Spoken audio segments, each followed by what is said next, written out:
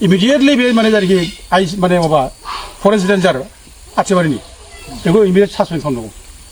आरो बेजों लोगोसे जायफोर दंमोन बेखौ सासपेन्ड खालामनांगौ दा बे न'खरा दिनै मा खालामना जाबावनांगौ बिसोरलाय बे बैसोनि जायाखै उन्दै गथ' दासो हाबा जानाय माने दासो माने गथ' गोनां बैसोनि जायाखै गथ' सासेल' माजों जानो बिसोरलाय मा खालामनांगौ बिसोरलाय अना खाना गावथारबाय बिसोर थांनानै थानायनि बेब'स्थाथ' खालामनांगोन ना दा बिटि सरखारा दायथ' लानांगौ बिसोर थांनानै थानायनि माने बेब'स्था खालामनांगौ आरो 1 कोटि थाखा बिसोरनो माने कम्पेनसेसन होनांगौ क्षतिपुरन होनांगौ बेखौ दाबि खालामो आरो लोगोसे फरेस्ट डिपार्टमेन्टखौ स्ट्रिक्ट खालामनांगौ मानि बेलाय फरेस्ट डिपार्टमेन्टलाय जोंनो नुगासिनो दं बे फरेस्ट डिपार्टमेन्टनि आन्दारावनो दिनै दंफां बोनाय बिसोर थोंनाय बे रिपर्टआ फैगासिनो दं मानसि गावथारनायबो फैगासिनो दं थांनाय 2023 आव बे गियानफोराव नोङो माबाखौ गावथारबाय हेमन्त नार्जारिखौ गावथारबाय अना खाना जेबो दाया गैया गावथारबाय अब्ला बेबायदि मानो खालामबावदों आरो जोंनि सरकारा जोंनि बर'नि सरकार बर'नि थैजों दाजानाय आरो बे माने बिटिसिआ बिराद संग्रामनि गेजेरजों मोननाय बे संग्रामनि गेजेरजों मोननाय बिटिसिनि दिनै खुंगिरिफ्रा बेखौ नोजोर होनो हानांगौ आरो बेखौ नोजोर होआब्लानो जुदि बे दिनै माने फरेस्ट अफिसारफ्रा फरेस्टनि मानसिफ्रा बिदिनो जुदि फैनानै गामियाव उपद्रब दंफां मावथिननाय सोरखौबा माने दंफां लायथिननाय आरो सोरखौबा माने फैसा माने माबा फैसा माने सोरखौबा गावनाय गावथारनाय बुथारनाय बे जानो मोना फरेस्ट डिपार्टमेन्टआ एथ' जुदि क्षमता दंब्ला एथ' बोलो दंब्ला एथ' हिर'ब्ला बे 17 तारिखनि फेब्रुवारियाव बे रौनिखातानि बे अफिसाव माने देग गावसिनि मेगनावनो बोरै अस्त्र लांजाखो मानो गारि सावजाखो मानो बुख्रुबजाखो मानो अफिसानो दिख्रुबजाखो मानो जेबो खालामनो हादिया मानो खालामनो हायाखैबालाय बे बर'जों बर'बा बर'खौबा अराखाना गावथारो बर'खौ अराखाना बुथारो बर'खौ सिगियो हाग्रा बंग्रा ओंखारनांगौ मानांगौ एनकरेज खालामदों मादों होनना बुंबाय थायो बे सोरखौ हादों फालाय बे बर'खौसो हादों बे मालायखौथ' हायाखै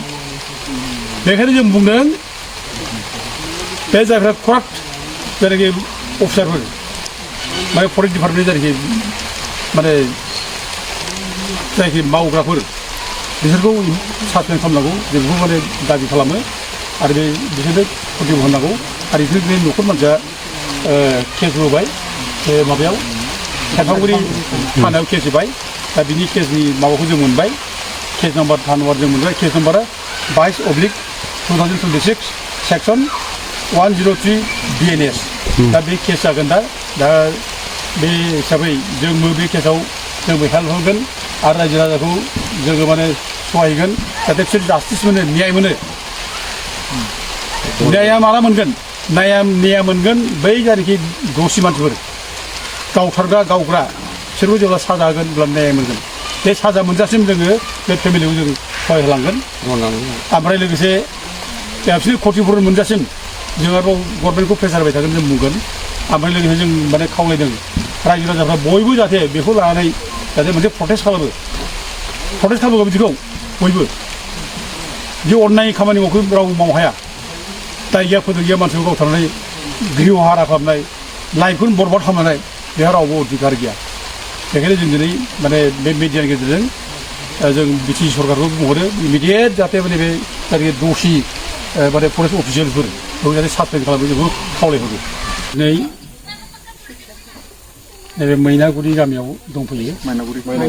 माइनावगुरि सरलपारा माइनावगुरि बे फुंखा बसुमतारिनि न'आव थांनाय 28 तारिखखालि बेलासियाव फुंखा बसुमतारिखौ अननाय भाबै फरेस्ट डिपार्टमेन्टआ गावथारबाय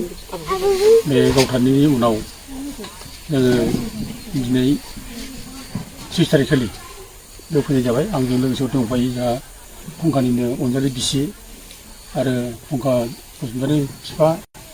आरो फुंखा बसुमतारि बिमा आरो बिसोरनि नैबे फिसाला उन्दै आरो बाय बाहागिबो दंफायो आरो आंनि जनजाति सुरक्षा मन्थ्रिनि लोगोफोर दंफायो घटनायाथ' जोबोद दुखुनांथाव 28 तारिखआव जायनाखि घटना जाबाय फुंखा बसुमतारिखौ फरेस्ट डिपार्टमेन्टआ फैनानै अना खाना एखेबारे गावदों जों दा समस्त रिपर्टखौ जों लाजोब्बाय जे फुंखाया हाग्रायाव थांदोंमोन बे सैथो खोथा दा बे हयथ' दंफां लायनायाव हयथ' बेबो दंखायोमोन बे बाथ्राखौ जायगा मानसिया बुंदों रावबो मोजाङै मिथिनो हाया बे थांनाया मानो थाङामोन दा थेवबो फरेस्ट डिपार्टमेन्टआ बे जायगायाव दंफां हादों होननानै बुंनायखाय हयथ' थांदोंमोन जानो हागौ बिदि मोनसे खिन्थु बेहा बिदि दंफां खावनायनि अयभासबो गैया जेबो गैया दा खिन्थु फरेस्ट डिपार्टमेन्टआ थांनानै बेखौ माने खाथियाव सहैनाय लोगो लोगो गावदों दा गावनायनि मानसिया जायनाखि दंफां हाग्राफोर बिसोर गिनानै खारजोबदों गासिबो दा हमब्ला बिसोरो हाजोबोमोन हमनो हायाखै बिसोरो हमाखै खिन्थु फुंखा बसुमतारीखौ डाइरेक्ट ओरै सासपेक्ट खालामदों बयबो जाय खारनानै गनाय मानसिफोर बिसोर खोन्थादों जों बिसोरजोंबो रायलायबाय जों खबर लाबाय खारनाय गनाय मानसिनि स्टेटमेन्ट बादिब्ला माने फरेस्ट डिपार्टमेन्टआ फुंखाखौ एखे खाथियावनो हमनानै बेखौ गावदों एखे माने नैबे माबाजों खोमा सेरजों गावनानै माने माबाजों ओंखारदों आरोखि बिनि मेलेम थेलेम ओंखारदों खर'आ गुरा जादों दा गथे बेखौ माने फ्रम पइन्ट ब्लेंक रेन्ज बेखौ गावदों आरो बे कल्ड ब्लाडेड मार्डार बियो बेखौ ओरैनो गावलायनानै जे बे थैदों बे नङा खुनु गावलायाखै आरो गावलायनायनि खुनु प्रमानबो जेबो गैया मैया जायनाखि पुलिसफ्रा फैदों मेजिस्ट्रेट फैदों बेयाव खुनु गावलायनायनि रेकर्डबो मोनाखै गावलायाखै खुनु रिकभारिबो जेबो गैया सिलाय मोननायबो जेबो गैया आरो दानि दिनाव जों बेखौ दा थि बुंनो हायो खुनु बर'फोरनाव दिनै रावहाबो सिलाय गैया आरो बे रोखोम पुलिसजों बा फरेस्ट डिपार्टमेन्टजों गावलायनायनि रावहाबो मेन्टेलिटि गैया रावबो साहस गैया दा जों मिथिनायाव जों जत' जों रिपर्ट लाबाय दा बे गामि रायजो राजाफोरनिफ्राय जों रिपर्ट मोनदों जत' कालप्रिट दायनिगिरि बे फरेस्ट डिपार्टमेन्टआ दायनिगिरि आरो बे फरेस्ट डिपार्टमेन्टआ खुनु बे फरेस्टखौ रैखा खालामनो थाखाय बिसोर खामानि मावाखै बिसोर बे फरेस्टखौ माने फोजोबस्रांनो थाखाय बे फरेस्टखौ लानानै सुजुग लानो थाखाय थाखा खामायनो थाखाय बिसोर खामानि मावगासिनो दं डिउटि होगासिनो दं जों खोनादों गोबां मानसिफोरा बिसोरो माने जायफ्रा एफानि माने दंफां मावो बिसोरखौ माने नागिरफैयो बिसोरो नागिरनानै बिसोर बुङो टेलिफनजोंबो बुंहरो जे फैसा हरद' मानो फैसा हरदिया दंफां लायनायनिया लायाखै होनब्लाबो फैसा हरनांगौ जरुलुम थाङाखै दंफां लायनाय जायाखै मानो लायाखै माने लायनोसो थोनो आरोखि बेबायदि माने माबा रेकर्ड जों दा आरो गुगल पे खालामनाय माने रेकर्डखौ जों नायजोब्बाय दा बे माने फन पे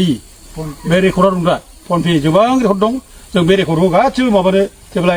इनकुवारि जागोन जों बेखौ होजोबगोन आरो बेयाव सोर सोर इनभल्भ दं बेखौ जों नुगोन आरो बे जोंनि